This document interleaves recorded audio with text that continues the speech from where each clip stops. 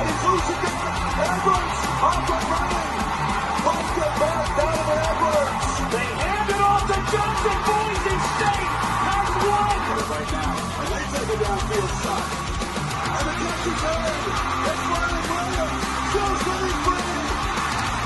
Touchdown.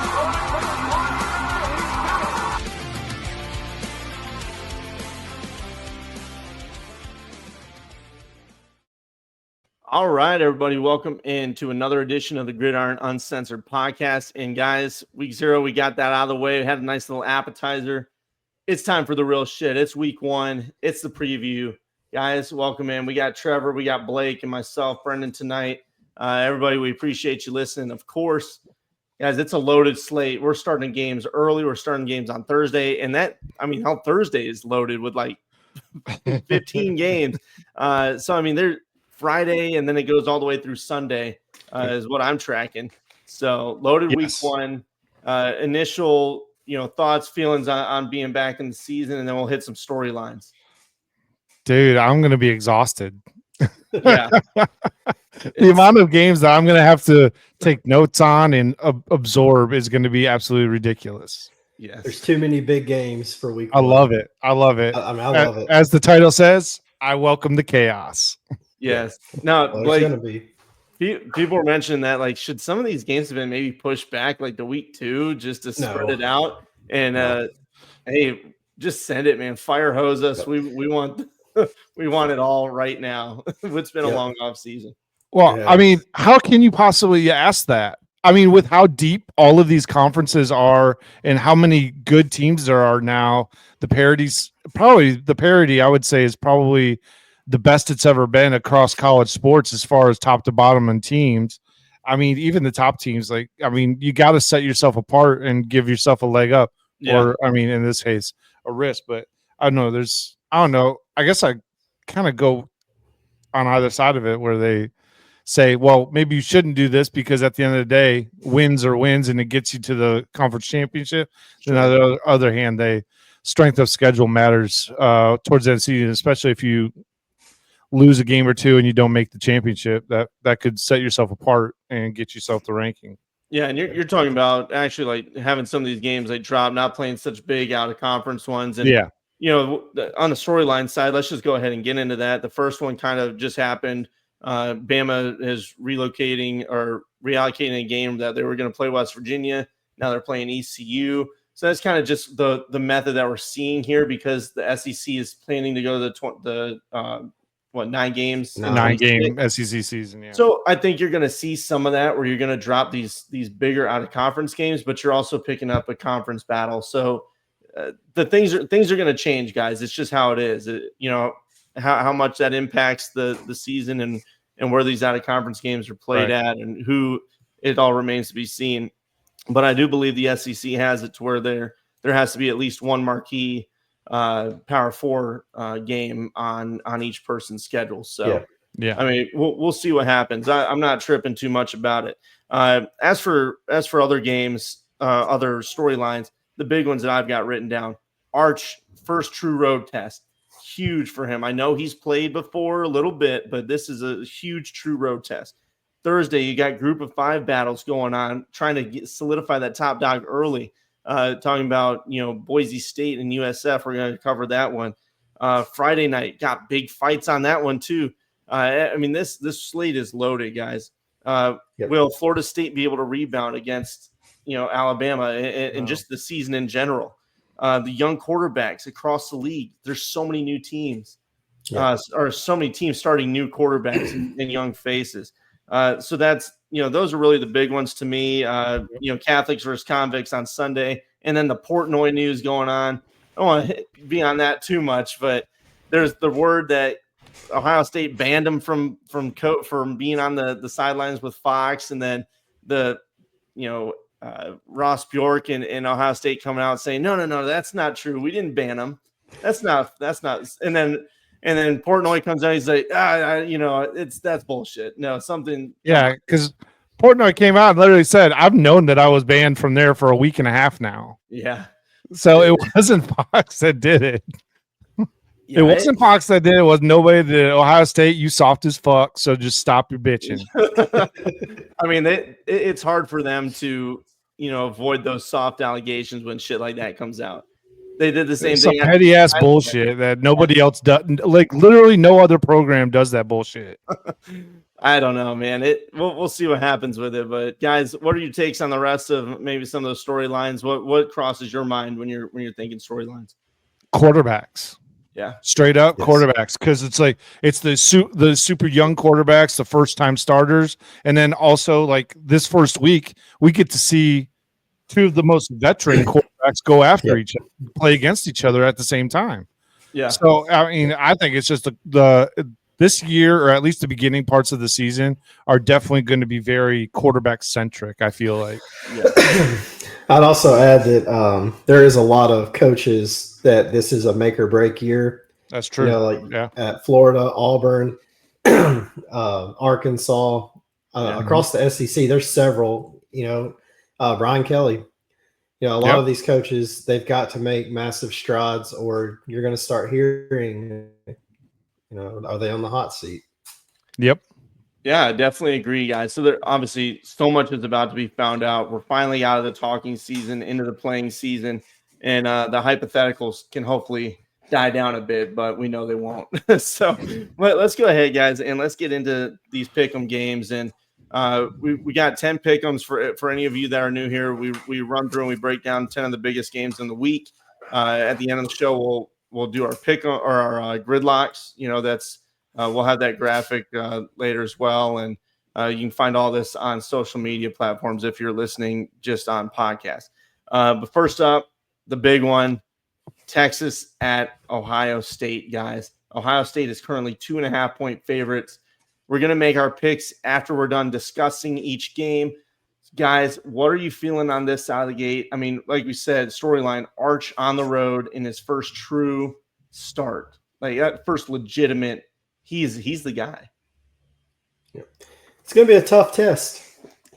I mean, both of these teams had damn near record players drafted. I think Texas had 12 and Ohio State had 14. So, I mean, they're replacing a lot of players. And then at quarterback, both of them replacing quarterbacks. It's so hard to just know. I feel like experience-wise makes you lead Texas. But Ohio State has so many skill position players, that'll make it easy for Julian Sayin coming out and being at home. Mm-hmm. So I mean, it's a coin flip for me at the moment. I agree. Trevor, I'm kind of with you, Blake. I kind of lean towards experience, but with that said, I think that at Oklahoma. Got him on the mind. Okay, man. My brain is mush. No, Ohio State, I think, will come out guns a-blazing. I think they are not going to pussyfoot around it. They aren't going to. I would say that don't look for Ohio State to be a run-first team at all this season. I don't think. I agree. That's just my point of view on it. I think they're going to be slinging the football as much as they possibly can. With that said, I think that Texas's defense has enough to stand up to it, but I think I'm gonna lean towards. I like the athleticism Ohio State's bringing into this game on the offensive side of the ball to give them a slight edge potentially. Yeah, for me, this one's tough. Obviously quarterback situation, but when I look at it for Texas, I'll go each one. Offensive line for Texas, pretty new group, but they've got a ton of talent. So how do they set up? But again, the defensive line for Ohio State is pretty much brand new. Mm-hmm. I mean, yes, they're all talented guys, but they lost so much production from that team last year. The wide receivers and the tight ends for Texas are going to have to step up early for Arch, but I think they have the talent to do so. And then the defense for Texas, attack, and attack. Julian Sayin is young. He's not, and there's elite talent on this Texas defensive line. Simmons is a monster. Moore's a beast. So if they can get after him early, I mean, we know that the offensive line for Ohio State should be somewhat improved this year with what they brought in from the portal. But How much? I don't know. And they do. I think they've got good running backs on Ohio State as well. I'm not saying they're bad necessarily. They just Sure. ain't. They're just not what they had last year. Well, it is definitely hard to replace what they had. But, Yeah, you don't easily replace Junkins and you don't replace those two easily by any stretch. Yeah, so I think it's going to be too early for Ohio State with the young quarterback to go out and just sling it around. Maybe I'm wrong, and I just feel like the Texas defense is going to get after them, and they're going to end up winning this game in a very tight fashion on the road. So I'm going with Texas on the road here. Yeah, for my pick. It's scary though. I don't like it, but it's it's a very tough first pick. I think I'm gonna still. Man, I don't know. Yeah, I'm more of a defensive guy, so I think I'm gonna do Texas as well. I think I'm going to lean towards the experience on the defensive side of the ball, even though Ohio State has probably one of the more talented secondaries in all of the college football. They do. I would say I'm going to say that I give the edge to Texas's defense and going up against Julian Sayin. So I'm actually going the other way. I have to see it out of Arch Manning. I know everybody's big on him because it's the Manning name, and I know he got playing time last year. Yeah, but Julian Sayin's been around the game too. He hasn't been on the big stage, and he can air it out. And I mean, he's got weapons just like Texas does. And the secondary, that's going to make it hard for Archie. And the home field advantage, I just think Ohio State's going to pull it out. People are kind of underestimating them this year. Yeah. I mean, I totally agree with you. I mean, they have the two best wide receivers in the country. Yeah. No, I hear you, and like I said, I think it's going to be very close. But I don't know. I go with that little extra experience from March, and then the defensive line. Just if they can pressure him early and maybe throw him off, we'll see. All right, next up, Alabama, Florida State, number 8 Alabama going on the road to Tallahassee. I was about to say to Tuscaloosa. Alabama's 13.5-point favorites here, guys. Ty Simpson's now the starter. Milroe's gone. Blake, I know you're elated. But then also on the other side, Florida State, DJU, who's just dropped today, I think, from the whatever roster he was on. They've got a new quarterback who's been talking that shit. How are you guys feeling about this one? Does Florida State have a chance to keep up? To be perfectly honest, I haven't given it much thought. Circle Alabama and just said screw it. Yeah, I haven't given it too much thought. I think Alabama. One, you gave them bulletin board material, but two, I think Alabama is gonna literally come in and be pissed off. And a pissed off Alabama team in week 1 is not exactly something you want to antagonize. And Florida State seems to like doing that. I'm not really sure why he felt like opening maybe because he went from Boston College to Florida State. He thought that was an upgrade. He's mistaken. God damn. So yeah, I'm all in on Alabama on this game. I think they will cover the spread easily. Man. Well, I'll say, so just like last year, Florida State is loaded with talent. They've got it in every position all over the field. Mm-hmm. And like it showed last year, it didn't mesh well, so the season didn't go well. And I don't think you're going to see a repeat of last year. I don't think so either. I'm just giving them shit, but yeah. I know. But Gus Malzahn with Castellanos, he fits his system well, but also that system is kind of growing tired in college football. It was real big 10, 15 years ago, but everybody's went to the RPO now. So it's not so gimmicky and shocking anymore when teams line up against it. It's still difficult to stop if you run it well. Yep. But Bama, to me, not to be a homer, but it's just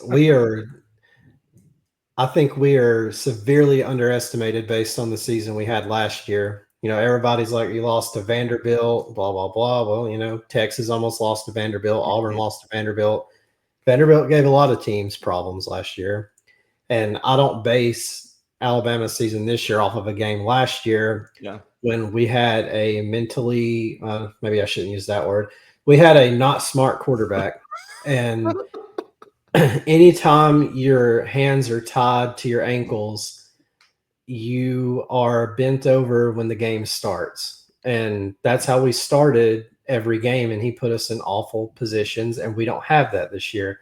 I think Ty Simpson ultimately is going to end up being absolutely phenomenal. And I think he'll be talked about just like people are talking about Arch Manning.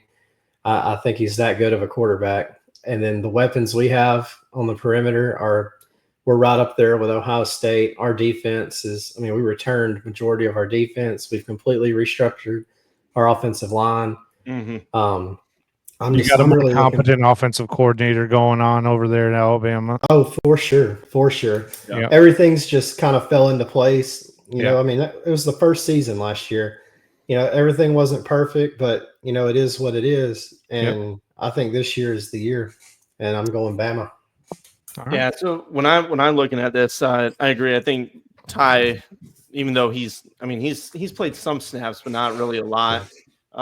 It might take the offense a minute to get clicking, just like you see in any season, week one, getting that jitters out and getting everything worked out. But when you look at Bama again, they're just loaded with talent. I mean, team talent composite just came out again from 24/7, and Alabama shockingly is number one again in team talent.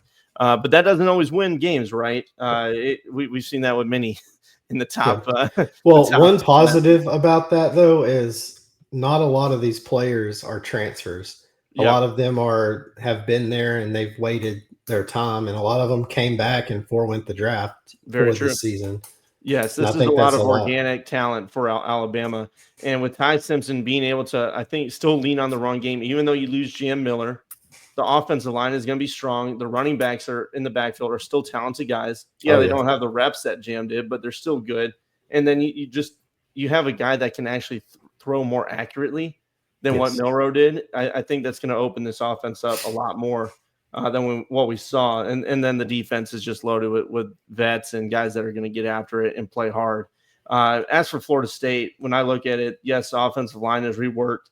I just want to see how they hold up against the pass rush and how heavy Bama is going to blitz Castellano. Oh, it's coming. What are they going to do? Because he's shifty. I mean, the guy can maneuver. He can run. So what type of contain are you playing on him? The weapons, if I'm Florida State, I'm working short routes. I'm getting quick balls out. You've got to work in the run heavy with you got Roydell Williams and Sawchuk. Those are good backs. So it's just really how does the offensive line hold up is going to be the tell for this Florida State team. I don't know if they're going to be able to do it. I do think it can be closer than the spread. It just depends on how Ty does in this first game. And on the road, we'll see. But I'm going Bama as well. I think we all pick Bama here, right? Yep. Scares me every time we do that. I know. But I feel pretty solid about this one. Yeah, I'm pretty confident. Let's move on. LSU, Clemson. LSU's number 9. Clemson coming in at 4. They're playing in Clemson. Clemson is 3.5-point favorites. Nussmeier, Klubnik, you got the veteran quarterbacks playing against each other. Heisman hopefuls. I know Trevor's shaking, here and that, but I'll club him in the face. He's up there, buddy. And, Clemson, they're loaded with talent. LSU's offense has talent everywhere. How's that O-line going to hold up? That's the biggest question, I think. What are you guys feeling? Well, I'll say I'm sorry. The word I was going to use made me giggle. Sorry. Old Nutter Butter, a.k.a. Nussmeier. No. That missed it. That missed the mark. Okay. Nutter Butter. That's right. Yeah, I don't know. It popped in my head and made me laugh. So I've said it. Baby, I'm gonna butter your bread. No, all right. Okay, but no, I'm not a big fan of Nussmeier. I mean, I talked to Brennan. I told you this when we covered LSU. Is that I think that going into this season, he is just because he's a veteran seems to is getting the benefit of the doubt, even though he had so many interceptions. He averaged an interception a game last season. Yeah. I'm sorry, that's not a Heisman hopeful to me. And against good opponents too. And yes, exactly. Mainly. Yes, exactly. And then there was a couple games. I don't know. I mean, I know it's the averaged out over the course of the season, averaged out one a game, but there was games that he had multiple interceptions against important opponents. Yeah.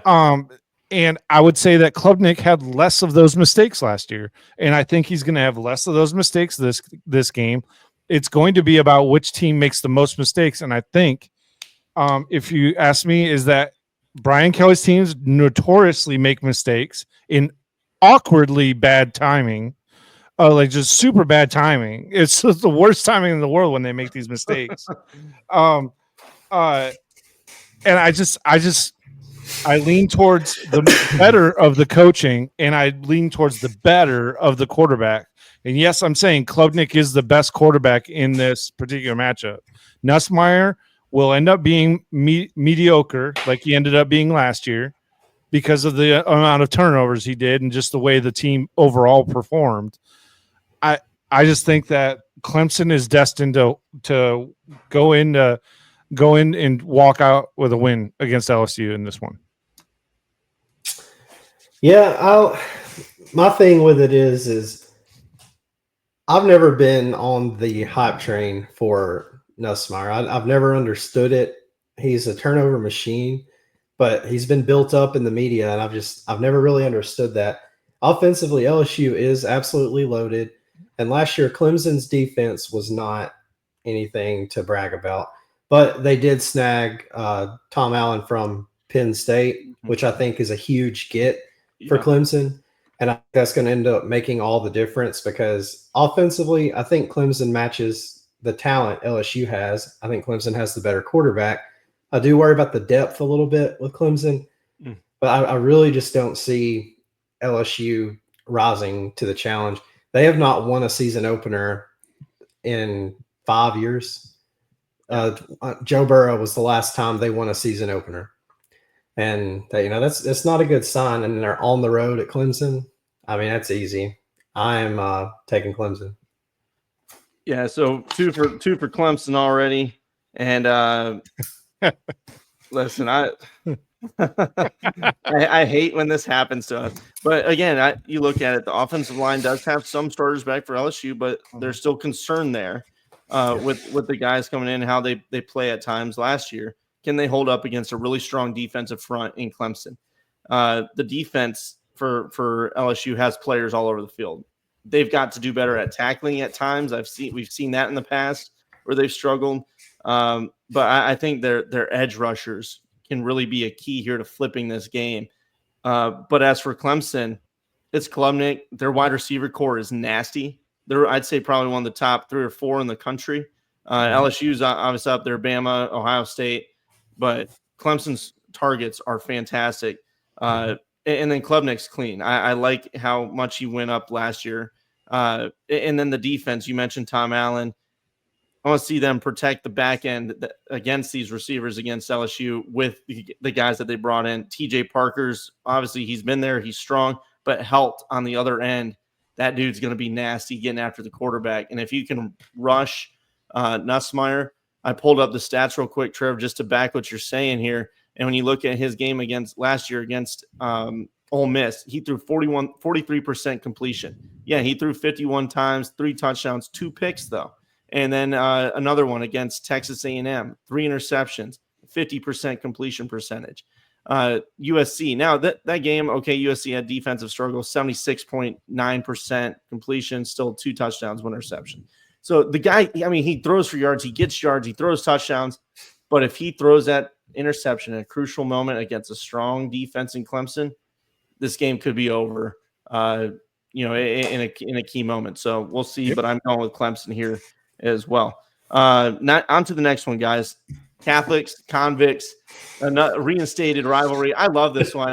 What pisses me off, a quick sidebar, people are trying to end the Farmageddon lingo, and I think it's Iowa State. They're like saying how they don't want to talk. No, people call it that for a reason. This is rivalry. This is college football. It's Catholics, convicts. Anytime these guys play, and I love it, and we need to support that message. All right, so we're talking Notre Dame. We're talking Miami here. Number 6 versus number 10. Notre Dame is 2.5-point favorites, guys. Notre Dame's got a brand new quarterback, CJ Carr. They announced him recently. Miami, Carson Beck. I know last year people put him down a lot, but he had some struggles at wide receiver, a lot of drops on them too. Do you think he rebounds in this Miami team? There's a lot of talent there. Or does Notre Dame pull out and crush them? I don't know. There's a lot of talent on both sides of this one. There is. Man. I think it's pretty cut and dry myself. Oh, okay. Go for it. I think Notre Dame goes in and beats Miami. But Miami, Carson Beck, he is a good quarterback, but I don't see the talent at receiver. I think it's equal to what he had at Georgia. I don't see anything that stands out to me.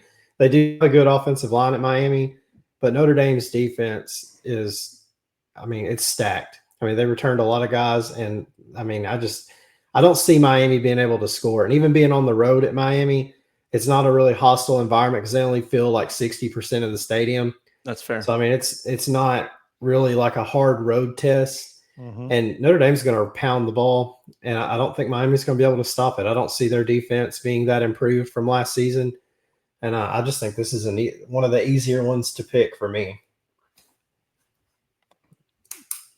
Trev, eyes closed. I'm praying. I'm here. trying to figure out if no, I don't know. You're right. The running game on Notre Dame is going to probably be dominant in this one.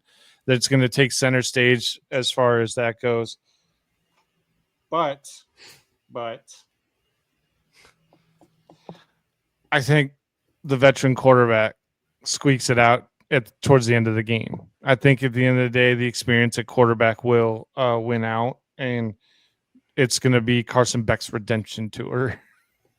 Yeah. Hey. Oh, man. He's the only one to get. So, yeah, I'm going to go with Miami on that one. That's probably a loss for me, but I'm going to go with it anyway. I don't like this split. I don't like anything. Why am I picking so fucking hard? Why are we even picking games? Why do we do this? Why do we put ourselves through this?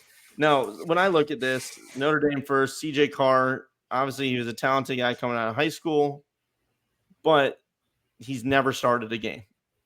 This is it. Now he's going into this environment. I know it's not as hostile as it could be, but it's still a first game on the road. You've got to lean on the run game. And yes, they've got strong running attack. They've got a strong offensive line, but eventually you're going to have to pass the ball at some point, or if they do dial up the pass, because Notre Dame's got, more guys on the schedule right after them that are going to be tough. So you got to get him some passing attempts. If he messes up, if the moment is too big for him, then you cause turnovers, things go awry. But I agree, Blake. It's going to be tough. The defense for Notre Dame is strong. They're going to have to pressure Beck and try to make him make mistakes. On the other side, Beck, he's back. They've got a ton of talent on this team. They portaled hard. We know that doesn't always mean anything, but they've got a lot of talent on this roster. You also brought in Heatherman as a defensive coordinator. He's got more talent than he's had, and last year he had a top 5 defense. So I just, it's very tough for me. I think it's going to be right down to the wire, but I am going Miami as well with a veteran quarterback. It freaks me out, but I'm going to do it. All right. And we'll see. We'll see what happens. I'm not hating on Notre Dame. Hey, I was the only one to pick Notre Dame last year. You were. And That's right. I'm a believer. You were. I know. That's kind of what worries me here. All right, we're going to move on to the next one, guys.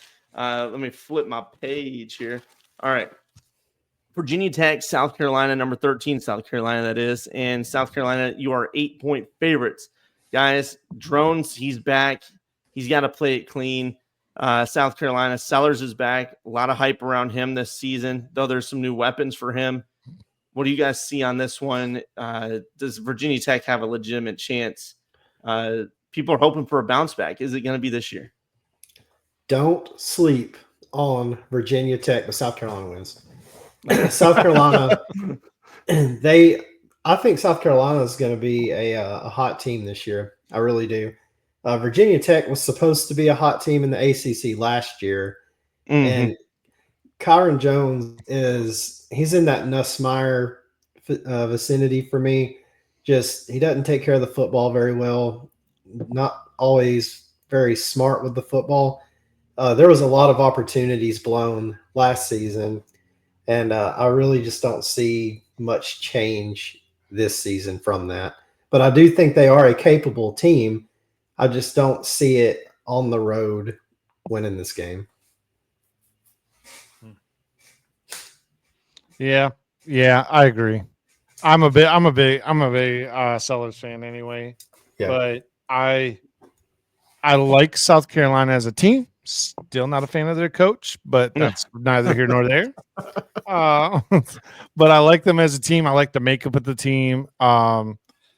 And while I want to think that Virginia Tech is going to get back to winning ways, it's one of those things you're going to have to prove it to me this season. I want to see it because I kind of bought in early on that Virginia Tech was going to be back last season, and it bit me in the butt early. So I'm not buying in just yet on really any of the ACC teams, to be honest. I mean, Miami. I know I picked Miami to pull the upset, but I'm still not 100% sold on any of the body of the ACC other than Clemson. Yeah. Well, I will say South Carolina's stadium was cleaner than Clemson's. You did mention that on your tour, and that got a little debate going there. So we'll see what happens with it, guys. I'm taking South Carolina for the win and to cover the points. When I look at this, Virginia Tech is going to have to play this a very, very specific way. It's clean, coach clean, dink and dunk. Really game manage this thing. Don't try to get out of your wheelhouse. You're going to have to run at some point, and drones can do that as well. And for the defense, you've got to try and contain Sellers. Even if you blitz heavy, you've got to have somebody watching him because he's so elusive. If you can stag the box and force him to try and throw it on you and let these, make these young wide receivers earn it, then maybe you have a chance. But I don't know, guys. Sellers, he's going to run. He's going to throw. He throws well. The tight ends are solid. I want to see the young guys step up again in the wide receiver room. And as the defense, this is where I think the game is won. The edge rushers for South Carolina are going to get after it. Phenomenal. And I think it's going to be a long day for Jones and company. It might be a close game, but they're going to be pressured heavy. So I'm going with South Carolina here. But I mean, maybe Virginia Tech pulls it out. I don't know. I feel like it's going to be too long of a day for him. Lenora Sellers, to me, he's just the definition of a difference maker. Yes. I mean, even when the team around him is not on his level, he's that good that he makes that big of a difference in a game.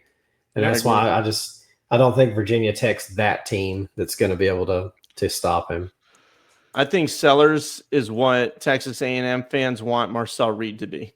Yes. And that we'll see about him later. But yeah, he's a game changer. Trev, anything else on this one?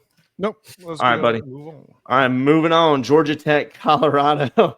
I'm sorry I'm laughing already, but there's people online are shit talking already with Colorado saying they're going to blow out Georgia Tech, and we've kind of stood on business saying I'm going to say a complete fucking opposite of that is going to happen. Well, leave it to, buddy. What are you feeling with this game? 4.5-point favorites in favor of Georgia Tech. Shit. On the road. Shit. No, Georgia Tech's going to cover that and then some. I think 2 touchdowns, easy. Easy on that one. Georgia Tech's going to come in there and drive their car right over that fucking Buffalo. The Rambling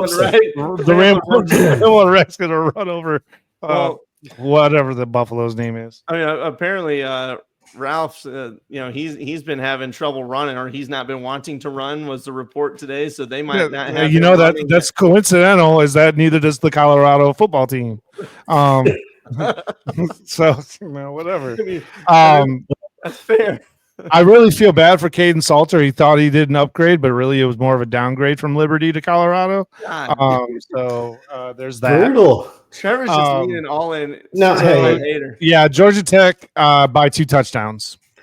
Well, Lil Wayne wasn't on the sidelines at Liberty, okay? And that is also the definition of a difference maker. Yeah. Anytime you're playing a future Hall of Fame coach and a arguably the greatest coach in Colorado football history. They had 2 Heisman winners last year in one season. That's a tough challenge for any team to overcome. And I just don't think Georgia Tech is – I'm just kidding. Georgia Tech, I agree, maybe 2 to 3 touchdowns.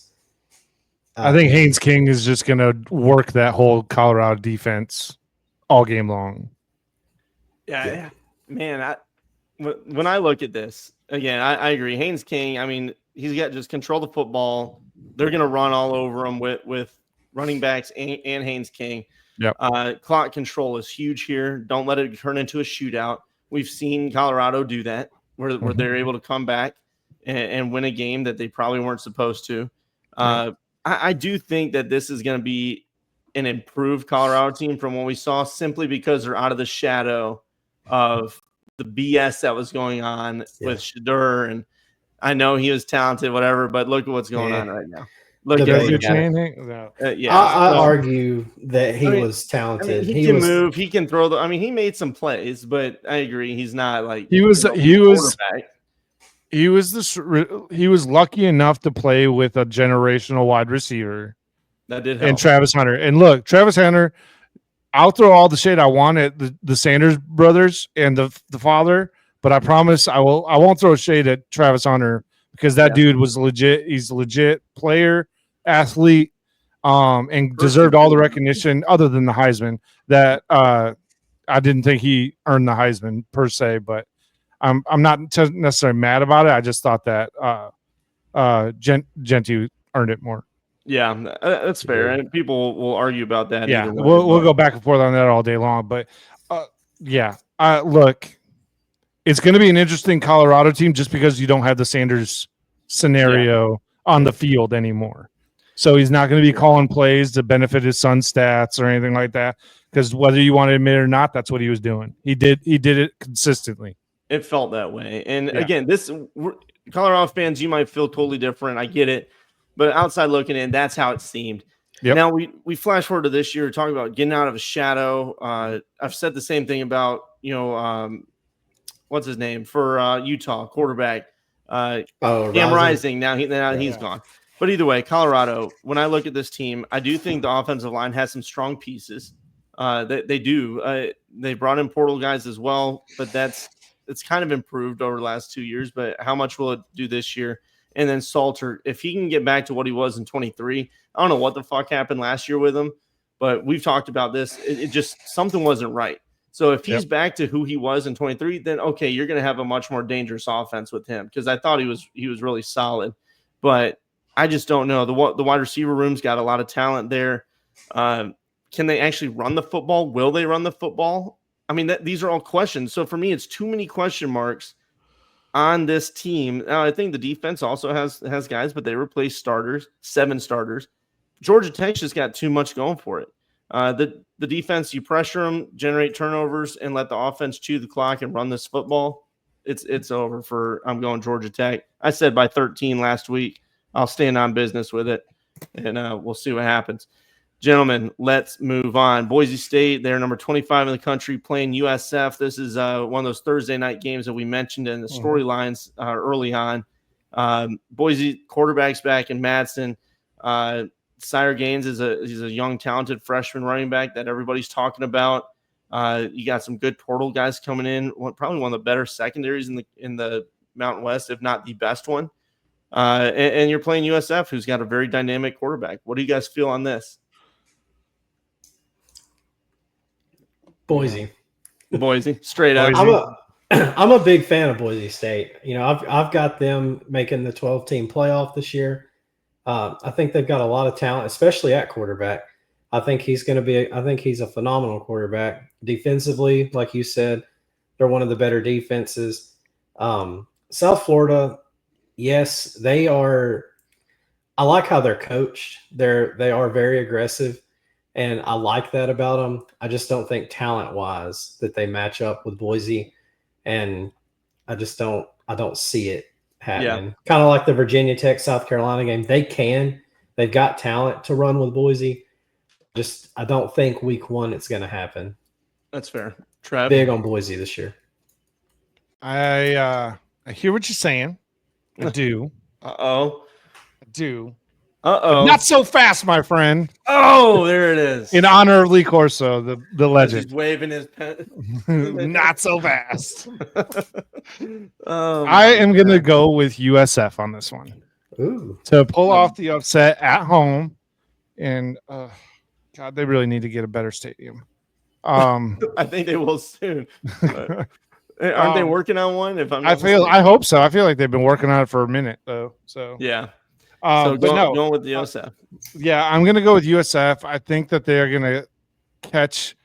I think Boise, while I do believe that they are well coached, I think that USF's going to punch them in the mouth and just keep on coming. Like you said, they're very aggressive in the way they play call on both offense and defense, and I just think I think that USF is going to catch them off guard a little bit. Yeah, I don't know if I said the spread on this one. It's 6.5 in favor of Boise. Mm-hmm. Yeah, I mean, obviously everybody's question is how do they replace the production from Genty? Mm-hmm. That's a huge question, clearly, but they do have talent, and they brought in Sherrod from the portal, who's a strong running back, and then Sire Gaines mentioned him. He's a very talented young guy, got some reps last year. So the Boise State fans themselves are really happy with what they have. They think they're obviously nobody thinks they're going to fall off the way that reality's somewhere in the middle, but we'll see. Defense to me though with Boise State, they've got guys that have gotten sack production, and I think they're going to be able to do the same thing here. Morgan had 10 sacks last year. Defensive tackle, whose name is escaping me at the moment, I think he had 5.5. He's not big, but he's speedy. So I mean, the guys up front can create chaos in the backfield for USF. For me, for USF, it's can the offensive line hold up against that pass rush, and that'll be the story of this game. I am going to go with Boise State. I think it's hard to bet against them, but I think it's going to be a tight game early until things kind of settle out, and maybe that fourth quarter Boise pulls away. So that's where I'm rolling with, and Boise. All right, next up, we got a couple more. Utah, UCLA. This is an interesting one with the storylines there with the new quarterbacks. Utes are 6-point favorites. Dampier's in. He's the main question, really. We've talked about Utah before, guys. Strong defense we expect with some actual help on the offensive side. Can they be even better? And then at UCLA, we already know what Trevor. What are you going to say, buddy? Just I want to lay is going to lay an egg. God damn it.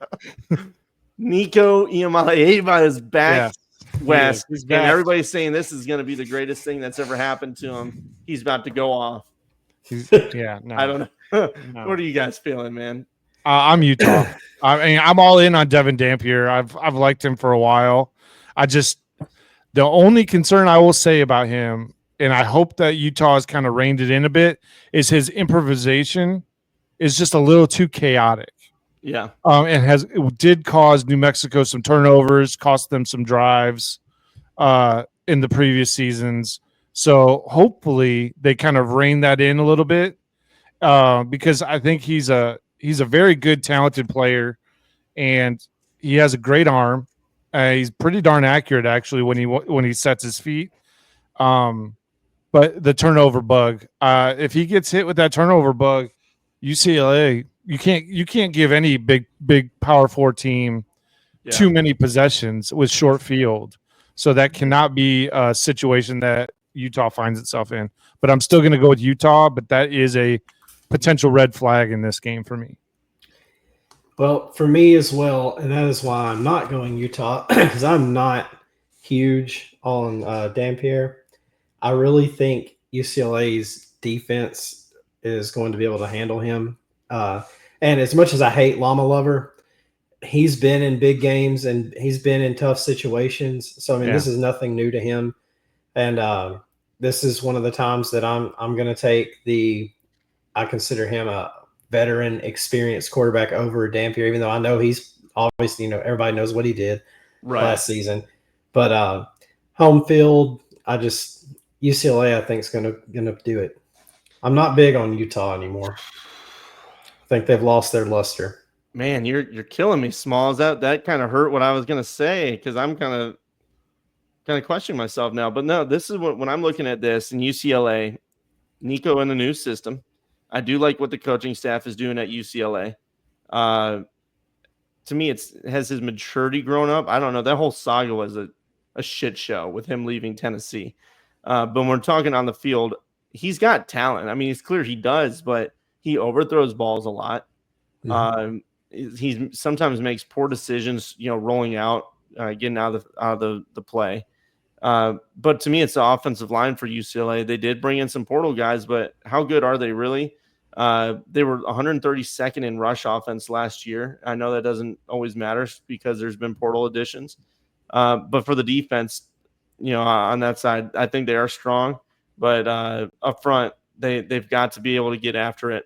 I think the defensive secondary for them is actually their strong point when you look at the roster and what they brought in. As for Utah, I still think that their defense is going to be strong. They've been let down because they've been in the shadow of Cam Rising. They're constantly trying to see if he's going to be the guy. Is he going to be back? Is he going to be healthy? That's done. That's gone. Now you've got a guy that's been able to sit in there and take full reps from spring to summer workouts and meshing with their guys. So I'm gonna go with Utah. I'm usually go for a veteran quarterback, but I mean Dampier is himself. But in the bigger game, I see where Nico would be considered more veteran than Dampier. But I'm gonna take the chaos, man. I don't know. We'll see what happens. But I'm going Utes. Okay. You freaked me out a little bit, Blake, but I'm doing it. Okay. All right. Next game. This is a big one here. They got the blackout on the Brazos River up the road from me in Waco. And you got Auburn coming to town playing Baylor, and Auburn is 2.5-point favorites on the road, guys. Does Baylor have a chance here against a really talented Auburn? Jackson Arnold's there. Oh, Blake, he's got the look. Let's hear it, buddy. Baylor will win this game. There it is. I like short it. and sweet. I love it. Send it. This is probably the hardest game for me to pick. Oh, dude, it's so easy. Okay. You just say Baylor. Oh yeah, fuck me, right? Yeah, that's all right. I'll just go fuck myself. Trev, if you don't mind, when I look at this game, unless you're ready to go. No, you know what? I'll just mute. When I look no more talking because he's in the struggle, but I'm kind of struggled a little bit with it. But when I look at this, Auburn, yes, the team is loaded with talent. Per 24/7, they're 12th in team talent. This does not include transfers. Jackson Arnold's coming in. He's got a team that's actually healthy as opposed to what he had at Oklahoma. I mean, there's talented wide receivers all over this field for Auburn. The defense has guys. I just want to see if they can anticipate the attack that Baylor's bringing forth because it's going to be balanced. They've got a strong running back and strong quarterback play at Baylor. 4 returning linemen for Baylor. Maybe this is a little bit easier for me. I don't know. I think I'm going Baylor, guys. I'm going Baylor. You both went Baylor. I'm going to go Auburn. Well, I will. I'll even go a little further. I think Baylor wins by 2 touchdowns. Oh, whoa! Shit. I disagree, but I'm going to say. Well, the thing is veteran quarterback, veteran running back, veteran offensive line. Auburn struggles defensively. They struggle offensively. And I'm not big on Jackson Arnold. I just don't. I mean, he smoked Bama last year, yeah. But outside of that game, I didn't see much out of the guy. Yeah. I mean, he blew the Tennessee game. He had every opportunity to win that one. There was just, I don't know. Something don't sit right with me with him. And I think Baylor's loaded. I think they're going to win the Big 12. And they're going to be in the playoffs. I think Baylor runs away with it. I'm sticking with Auburn. Sticking with Auburn. Yeah, my biggest question for Baylor is how does their defensive line hold up against a strong SEC offensive line? But I'm writing you down here, Trev. Robertson's a hell of a quarterback. He's very talented. The running backs that they have, and Pendergrass and Washington. I mean, those dudes are really good. So we'll see what goes down. I like this battle. Last one, guys. Nebraska, Cincinnati. Nebraska is 6.5-point favorites. Everybody's writing Cincinnati off, but to me this one that could be a little bit closer if things don't go well early with the quarterback position for Nebraska. What are you guys feeling on this one? Again, 6.5 points favorites for Nebraska. I think in honor of Travis Kelce getting engaged. Oh, dude, you had to bring it up. It wasn't on the notes, Trevor. That's not how this works. Well, fuck the notes. I do my own thing. No, I do think I think Cincy actually upsets them. I'm gonna go with Cincy. I like what they put together in the offseason, and I'm gonna go with Cincy just because I think that I'm not all in on Nebraska. I'm definitely not all in on Raiola. He's a 5-star quarterback that's done mediocre work. So with that being said, I think Cincy pulls it out. It's going to be very close, but I think Cincy does pull it out. I actually think this is the year that Nebraska finally gets rolling, and I do. I like Pat Mahomes Jr. I think he is going to have a phenomenal season. Any quarterback that's a broccoli top, you cannot look past that. Broccoli tops, that's what they're known for, is their tops. So he's going to be at the top of his game. I do agree with you, though. I like what Cincinnati has put together, and I do think they are going to be a competitive team. But it's, when I was talking earlier about make or break seasons, I think you're kind of at that point with Matt Rule, and he's got to make something happen. And, I think this is the year. Yeah, I mean, look, to me, you got to come out firing if you're Nebraska. Raiola, he's a year older now. It's time to send it. Light him up. Let it go. You got the run game that can come in behind it, but I want to see this kid go out and throw the ball. You got offense, 3 returning offensive linemen. You do have reliable tight ends. And Lindenmeyer, let the halfback, play second fiddle. I usually don't say that, but I want to see him. I want to see Raiola tear it up. In wide receivers, you got young talent. I do think the defense is going to be strong, even though they did lose their coordinator. You got to beat Sorsby. You got to do it because I think Sorsby's a really talented quarterback. He's not one of the top end guys. I don't think he's the best in the Big 12, but I think he's dangerous. He can run too. And when you look at this Cincinnati team, I do think they're going to be improved, and I do think they're going to be somebody that can maybe spoil some seasons. People are just writing them off. Oh, it's Cincinnati. No, look at this team. Go look at what they have on this roster. The linebacker crew, I think, is probably one of the best in the Big 12. When you look at the production, what they have, and I don't know. We'll see. It's going to be very tight. I think Cincinnati might cover the spread, but I'm going to go Nebraska with a field goal late to win it. I don't know. I feel a little weird on this one, though, boys. Guys, that's it for our pick 'em. We'll drop the graphic on social media. You guys let us know your picks and all that as well. Gentlemen, let's do a real quick round robin as we go through, kind of teams that we missed. I'll start off with a group of 5 and just some of the big ones, across the American. East Carolina is playing one against NC State on Thursday night. I think that's an upset alert. NC State, I do think they're going to be a fine team, but East Carolina's got a lot. We wrote about them on our Substack. Go check it out for free. A couple other ones, App State, Charlotte. That's an interesting game. Florida Atlantic versus Maryland. Maryland's got a hot seat coach. Watch out. Tulane and Northwestern. Tulane is currently 4.5-point favorites over a Big Ten team. Watch out for that. And then UTSA playing Texas A&M. Rice, Louisiana is one that I would look at as well when you're looking at the American. Now, moving on to the Conference USA, we did just see Sam Houston and Western Kentucky play. That was a really cool game. Some of them are back in action here. Jacksonville State is playing UCF.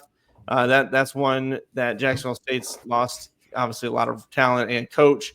We'll see what they can do there. Alex Grinch is the defensive coordinator for UCF somehow. UNLV is playing Sam Houston. UNLV, I'd be on upset alert. You're 10-point favorites, but after last week, you better pull your head out of your ass. And then some of the other ones in that one, UTEP, Utah State. That's an interesting game for me. Moving on to the next conference here, we got the MAC. Ohio is looking to upset Rutgers on the road. It's in Piscataway, but everybody's starting to put money down on Ohio. I've seen a lot on Twitter. We'll see what happens. Interesting game. Buffalo, same with Minnesota. People are talking Buffalo. They might get them. More veteran team. Minnesota's got a young quarterback. Miami, Ohio playing Wisconsin. So there's a lot of guys on the road here on the MAC. Western Michigan, Michigan State, and then Ball State playing Purdue. I think Ball State's lost too much. Another one that people are talking about, though, Toledo and Kentucky. Kentucky's only 9-point favorites over this Toledo squad. And Trevor, this one that we talked about in the offseason as a team to watch from the MAC, as well as Ohio. Sun Belt, real quick on them. We mentioned App State, Charlotte. Old Dominion's playing Indiana. I don't think that's going to be an issue for Indiana. And really outside of that, it's guys just kind of getting their warm-ups. Georgia State, I'm sorry you're playing Ole Miss. God help you. But Georgia Southern, Fresno State, I think that's a fun game there. Fresno State looking for a bounce back. Mountain West side, we've already seen a couple of games there. Boise State, South Florida, that's the big one. UNLV, obviously, against Sam Houston. And then Air Force, New Mexico playing on the road against Michigan. And really Hawaii trying to get a game win against Arizona. Can they start 2-0 against Power 4 teams? Huge ones there. And then finally the Pac-12, Washington State and Idaho. Oregon State looking to beat Cal. I think it's going to happen. I like Oregon State a lot. Moving on, as for the Big 12, and then after that we'll get into Blake and Trevor talking about the big boys. And Big 12 here, we've talked about UCF, Jackson State, Oklahoma State. They just named their starting quarterback. We'll see what they do against UT Martin. Cincinnati, watch out. Kansas is coming back. Baylor, we've talked Baylor, Georgia Tech, and Colorado. But West Virginia with Rich Rod coming back, that's an interesting one. It's Robert Morris. It's nothing there with them losing it, but just seeing how well this team performs.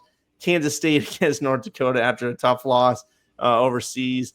And then, defending champs Arizona State coming back. And how do they replace Scattaboo? TCU against North Carolina would be the big one that I'm watching on Monday night. Guys, what are you seeing, Trev, in the Big Ten, and then Blake in the SEC? I mean, you pretty much already covered every game because most of the Big Ten is playing Group of 5. But obviously, Michigan, New Mexico. We're looking at Underwood to start his career with Michigan and seeing how he looks first time out in the Big House. Let's see here. Washington against Colorado State. That should be an interesting one. I want to see how Washington hopefully dominates them. There's a lot of hype. I do have them being a difference maker in the Big Ten this year for Washington. Penn State, Oregon. If you don't win, you're dumb. They're playing. Penn State's playing Nevada.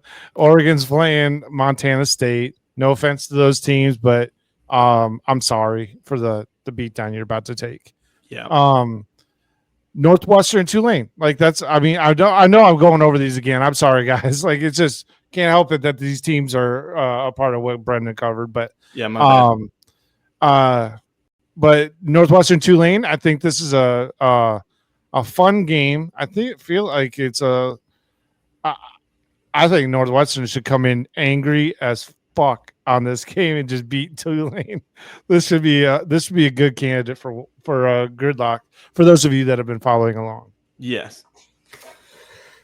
Well, the SEC is not much better. There's not a lot of really big games, but there are a couple of games that I think the SEC team should, be on upset alert here.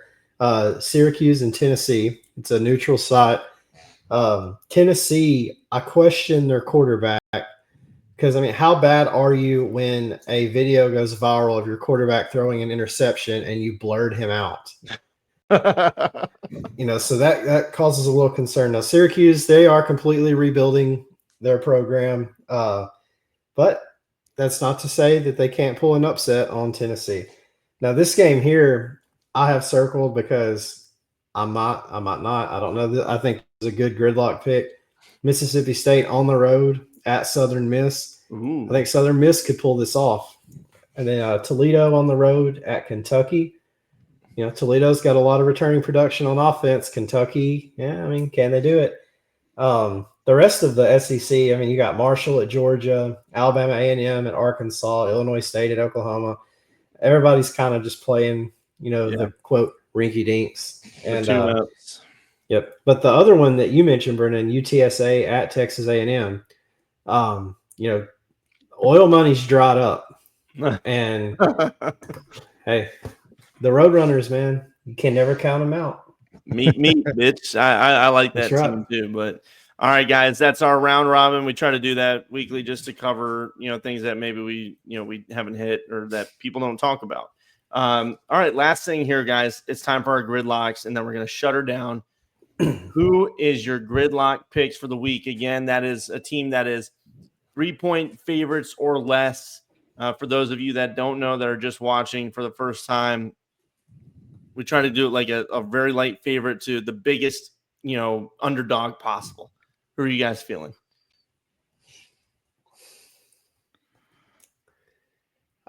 One of you motherfuckers. I've got to talk myself through it. I've got 3 games here. Well, I'll go if you don't want me to do it. I'll fucking do it. I'll stand on business. I'm going Northwestern versus Tulane. I picked that one prior to the show. The Tulane fans I've talked to online said Tulane's winning by 2 touchdowns. Ooh. I don't know, man. Retzlaff's in there. I get it, but he's only been there for like how many weeks? I do like Tulane. I've got them to go to the playoffs this year for my group of 5, but I got Northwestern with Preston Stone figuring it out. What was Auburn 2.5? Yes. Yeah. Yes. I'm back and forth between Baylor and Southern Miss. Ooh, that Southern Miss one that's a hell of a fucking pick out the gate. I know, but I like what they've got. They've got a solid team. Mississippi State struggling. I'm going to. Everybody's talking about standing on business tonight, so oh shit, I'm gonna stand on business and Baylor. There it is. Trevor, what you got, my friend? Yeah. Well, both of my games are played on Thursday, so that's great. We'll know early. We'll know early, and if I'm royally fucked. So although that being said, I'm kind of playing with a stacked deck right now because I'm already 1-0 on gridlock. So yeah, I was gonna say you already got your first win. I already got my first win. So I'm gonna take I guess you could say it's kind of a reach, but I'm gonna take Cincy. All right. I mean, you picked. I picked them to win, business. So I might as well just roll with it. All right. Hey, I respect it, man. So Cincinnati going for the upset. I like it. That's gridlocked. Lock it in. Again, we are not financial advisors, but we did pretty solid last year. Okay. But maybe tag us along. And if you make winnings, send a little bit our way. We could use it.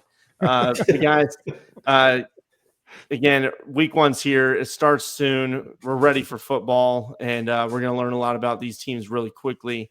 So you guys let us know what your gridlocks are, all that good stuff. Trev, Blake, any closing remarks before we shut her down? I am going to say I know we're not picking this game, but I got Syracuse over Tennessee. Oh. And I think Southern Miss is going to pull it off against Mississippi State. I just wanted it on the record. You're on that upset watch this weekend, buddy. All right. Trev, what about you, my friend? I ain't got nothing crazy to say. Well, break it down for us, man. Yeah, man. Hell yeah. So check us out here. Like and subscribe, please. And don't forget, everybody, we will be live at 8 Central, 9 Eastern on Sunday. So please come join us. Jump into the chat room and throw some questions, throw some loves, throw some haterade, whatever you guys want to do. Yeah. We welcome it all. So we'll see you guys on Sunday night. Absolutely. We'll see you guys around. Take care. Take See care. ya.